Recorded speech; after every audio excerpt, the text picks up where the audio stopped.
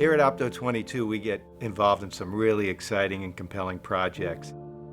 I got an email one day, seemed a little bit vague, but looked like something that we might be interested in pursuing. Turns out that the project was to be a mission-critical component on James Cameron's Deepsea Challenger, and when we found that out, we couldn't wait to get involved. Just south of Guam, the Marianas Trench is a split between two tectonic plates, and then Challenger Deep is the deepest part of Mariana Trench. I mean, think about it. Only 12 people have walked on the surface of the moon or been to the moon, yet we've only had 2 that have gone down to the deepest part of the world's oceans.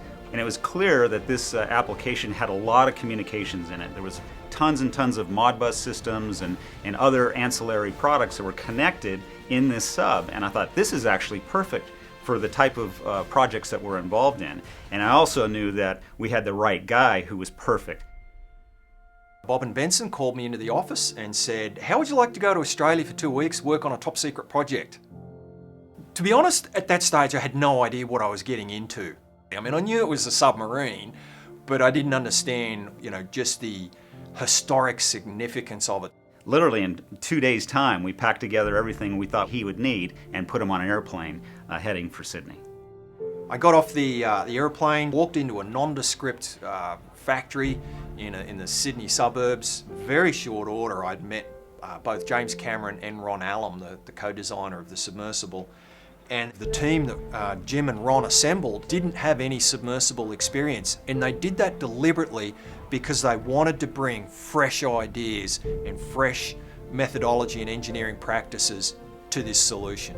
And it really worked well because we ended up with a submersible that was leading edge, state of the art, a lot of groundbreaking technologies, the batteries and the lighting systems, the thrusters. Obviously I was focused on the control system, but the control system was on a submersible that was going to be crushed by the weight of the world's ocean. The amount of pressure down there is unfathomable. And in this case, we're talking about 7 miles deep. We're at 16,000 pounds of pressure per square inch. And everything we were building outside the sphere had to handle that sort of pressure. That makes this type of expedition exceedingly difficult to do. And when you're down there, nothing can go wrong. There were 2 main criteria for the control system. It had to take up as small a space as possible, and Opto needed to be able to communicate easily and freely with all those different systems all at the same time. As my 2 weeks drew to a close at the factory, I was approached by the team leader and asked if I would join the team on the expedition. So your typical day started usually around 6:15 a.m, get some breakfast in, and there was an engineering meeting on the bridge every day, 7 a.m. without fail, to go over the day's activities. Once the meeting was over, it was all hands on deck, literally, as we prepped the sub to get it ready for that day's repairs or for that day's dive. As the dive program progressed, and each dive was deeper than the previous, different science was being done and different setups were being able to be tested for the first time on the submersible.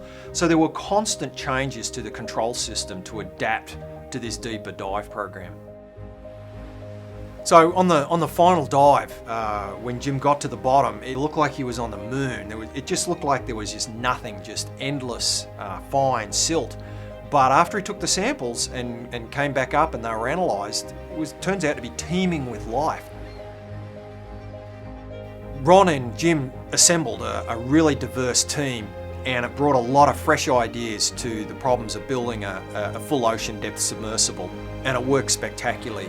Deepsea Challenger went down and back in record time, and it was incredible that Opto was part of the machine, part of the process that got Jim there and back safely.